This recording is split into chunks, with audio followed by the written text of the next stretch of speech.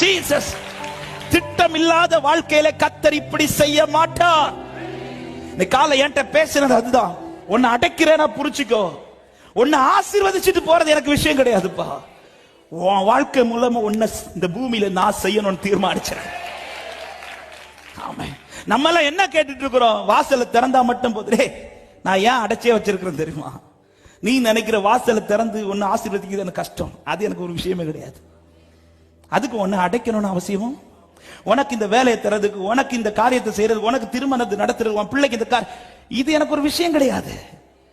ஆனா அத்தனை பேருக்கு நான் இதை ஈஸியா செய்யும் போது உனக்கு கொஞ்சம் லேட்டா செய்யறதுனால புரிஞ்சுக்க வேண்டாமா? சிலருக்கு செய்யாதது உனக்கு செய்ய. எத்தனை பேர் இந்த காலை நேரத்தில் விசுவாசிக்கிறீங்க? சிலருக்கு அனுபவிச்சது உனக்கு அனுமதிக்காதது ரீசன். நீ புரிஞ்சுக்கோ, புரிஞ்சுக்கோ. இன்னைக்கு சபைக்கு ஆண்டவர் இதை பாரப்படுத்துற. நீ புரிஞ்சுக்கோ. என்ன ஏன் உன்னை போட்டு அடைச்சி இந்த பேழையில உன்னை நடத்திட்டு இருக்கிற? புரிஞ்சுக்கோ. உன்னை அழிப்பது என் சித்தமானால் ஜலப்பிரவாகத்தில் மற்றவர்கள் அழிந்த கூட்டத்தில் நீயும் அழிந்திருப்ப. உன்னை அழிப்பது சித்தமானால் கொரோனாலே நீ அழிந்திருப்ப. உன்னை அழிப்பது சித்தமானால் 2023 அழிஞ்சிருப்ப. ஆனா இன்னைக்கு வார்த்தைங்கிற பேழைக்குள்ள காத்து சில பாதை அடைத்து உன்னை கர்த்தர் நடத்துகிறார் என்றால், சபையே எத்தனை பேர் விசுவாசிக்கிறீங்க?